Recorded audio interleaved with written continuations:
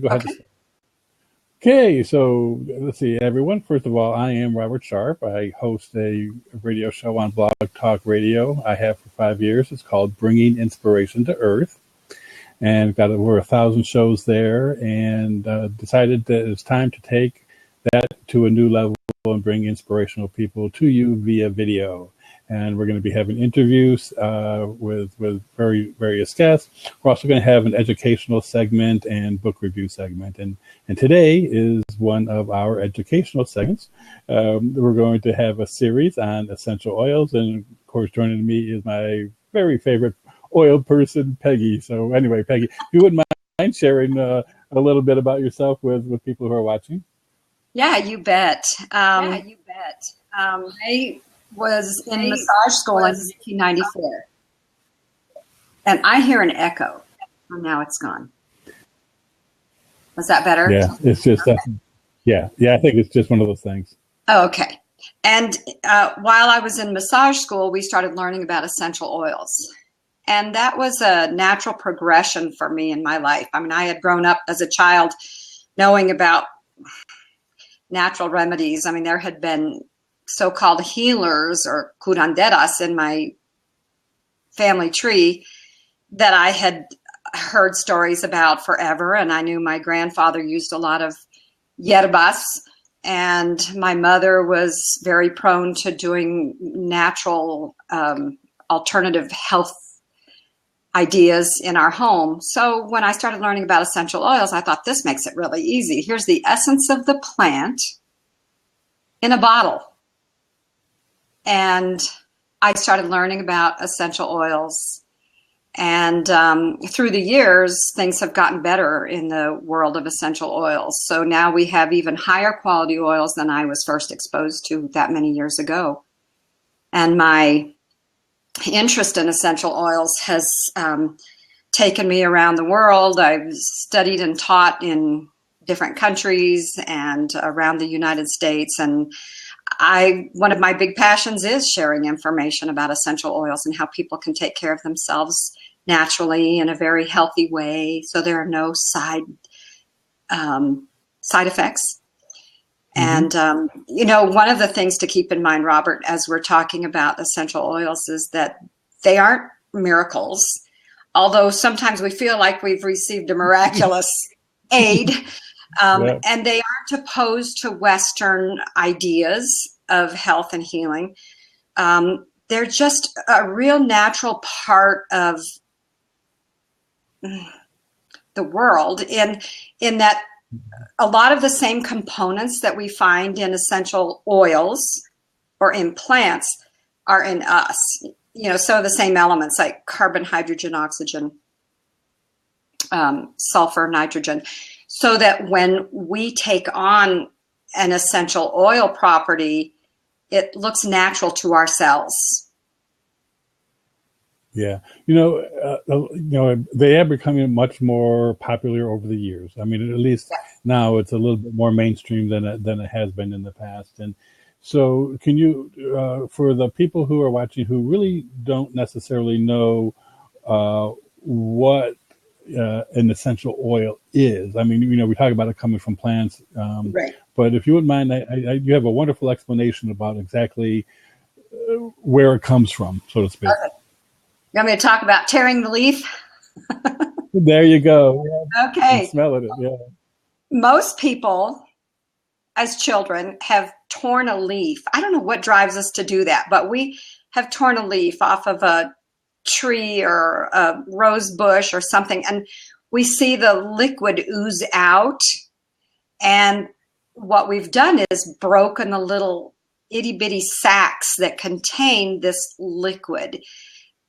We call them essential oils. They're not an oil, they're a liquid, and they are essential to the well-being of the plant. So that's where we get the essential part.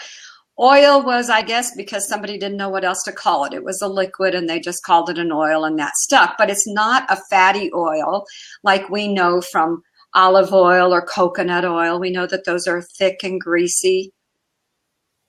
These are very volatile, so they flash off.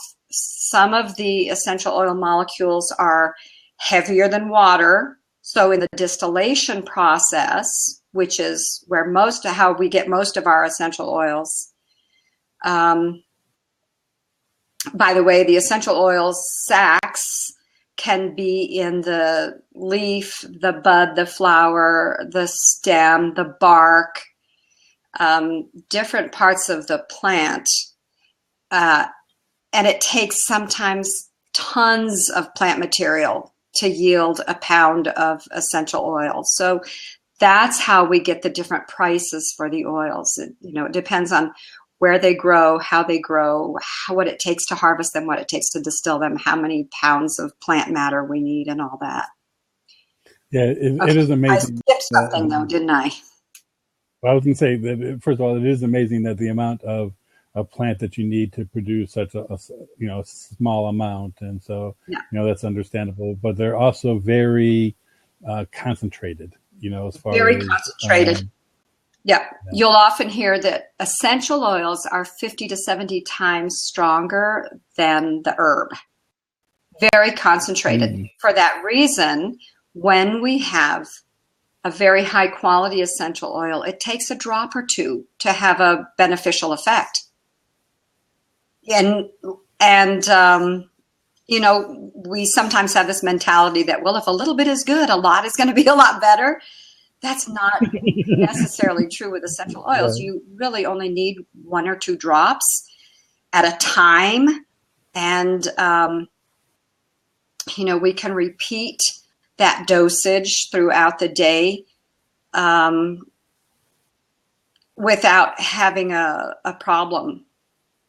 We don't have to wait 4 to 6 hours in between doses. Right.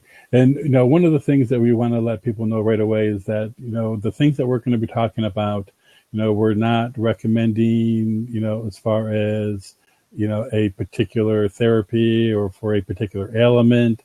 Right. This is something that we're providing information. We want you to do what I did last year, which was actually I experienced.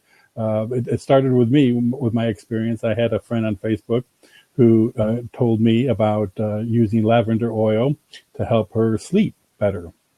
That she would put a couple drops of lavender oil on a cotton ball and put it inside her pillowcase. And at night, that helped her sleep better. And at that particular time, I was having difficulty sleeping through the night. And I was like, what do you know? There's anything I could do to get myself a good night's sleep. And for me, it worked, And so it was at that point that led me to recognize that I really want to learn more about essential oils and how they can possibly help me, in various ways, and which led me to you, and and the rest is history. So right. for people watching, I want to let you know that the purpose of our series here is just to kind of spur that questioning, that interest in you, to be able to go and explore and see what will work for you, and maybe see if some of these essential oils, can be of benefit to you. Right.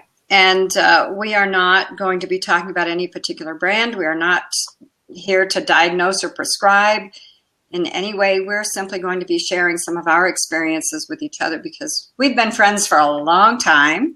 And this is something that we share a passion for, and thought we'd invite people to be in on our blabs. Blab, blab, blab.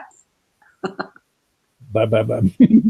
Yeah. So, one of the things that, as far as working with essential oils, there's really kind of 3 basic ways that you can work with them. So would you mind sharing with the people what those are? Sure. 3 main ways that we use essential oils is we can use them aromatically, which means breathing them. That could look as simple as this. Put a drop on your hand, rub your hands together, and breathe.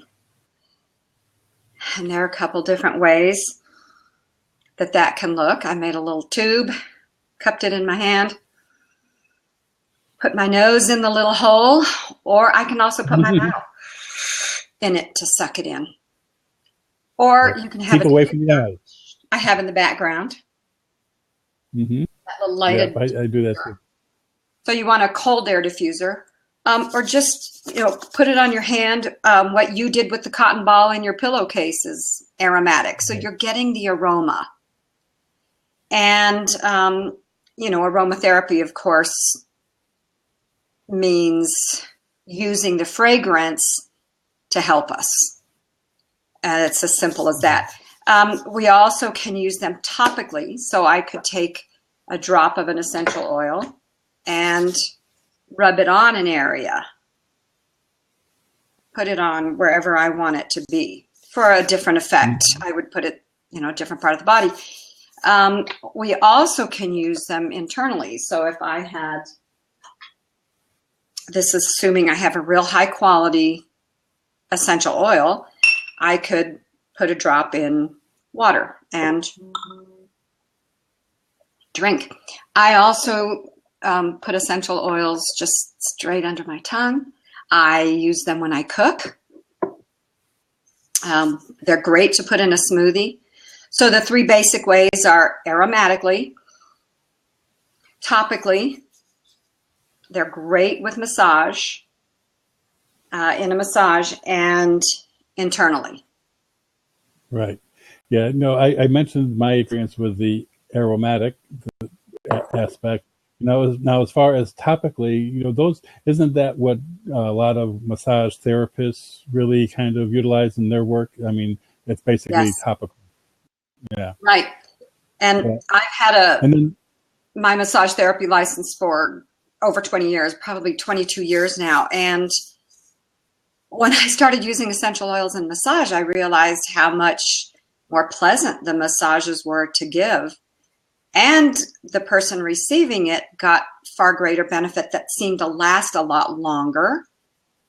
And it just made the experience very pleasant with the beautiful aromas in the room. yeah, very much. Now, and you talked about internal, and I do have a couple experiences with internal. One of them is that I with bergamot or bergamot, as some say, and it's a citrus based oil that I use with iced tea. When I make my iced tea, I put a couple. Actually, when I'm boiling the water, I put a couple drops of that in. Get the water boiling, and first of all, it's wonderful. It smells up the house, and Right. a wonderful aroma. But then I'm adding the tea bags, and it makes just a very different, wonderful iced tea that a lot of people who have tasted it thought it's just wonderful. So I do that, and then the lavender. I have one of those that's a high quality lavender. So a friend of mine actually makes pound cakes with lavender, and every single person that's got it has never ever tasted anything like it before, but they just absolutely love it. So and I it's think I know wonderful that because, friend who makes pound cakes with lavender. And matter of fact, I think they do. Yeah. let me go back to your bergamot. You say bergamot, I say bergamot. And they're both accepted ways to pronounce the word. It's Bergamot for people who are not familiar. It is in the citrus family, and the aroma can help encourage a feeling of confidence and calmness and harmony. It's also a real good internal cleanser. So when we take that internally, any of the citrus oils, in fact, it helps clean out what? There is sometimes residue from petrochemicals. We store food in plastic. We drink out of plastic containers. The air we breathe, the water we drink, we take it in a lot of different ways. So that helps cleanse that. So a lot of people will adopt the habit of putting a drop or two of any of the citrus oils, lemon, lime, tangerine, wild orange, bergamot, in water and drinking that first thing in the morning. It's a real nice, real nice little daily tip. I was gonna say that's really, and I didn't realize that the calming aspect of it, but it does. It really does. Wiki. Good. And then another tip would be that it's best to add these essential oils, especially when we're using a very high quality essential oil and we want a lot of the the benefits from the chemical constituents in that essential oil to be present when we put them in us or on us, I add them after I've turned off the heat. No. Okay. Okay. I'll So have to you can remember. heat up your water, do whatever you want to that water, infusing any other kind of tea, and then add your drops. You can stir it up and then drink. Okay. Well, great. Well, one of the things that we're going to be talking about in later blabs, we're going to be talking about, different groups of oils and maybe some individual oils in particular and their benefits. Right. And anyway, I think this is really kind of a good, basic introduction. We're going to keep our blabs and this little educational series that we have, down to a minimum of right about 15 minutes or so, just so that we're easy to watch on YouTube and, kind of great bite-sized chunks. But Peggy and I are going to be doing more of these. If you would like to join us, please feel free to subscribe. I really appreciate those who have already subscribed to us when we did our little test. If you want to find out more, or if you want to contact me about this series, or even about the radio show that I have, you can visit my website, which is www.biteradio.me, BITERADIO.me, and you can find out all about the radio programming, and also there's an email and phone number contact there. So now, Peggy, if anybody would like to chat with you, what's the best way for them to get in contact with you? They could contact me through Peggy@langenwalter.org. Okay, great. Now, and we're both on Facebook, right? So they can also join us there. And so anyway, well, great, Peggy. This is a wonderful start to our series, and I really want to thank you for your time. And if anyone has any topics that they would like for us to explore, feel free to contact us. That was a quick blab. That's great. That's kind of really what we want to do. Again, just an introduction. And for those of you out there, go out and start exploring essential oils. Okay. Right. Have fun. Okay. Talk to you later. Bye. Bye-bye.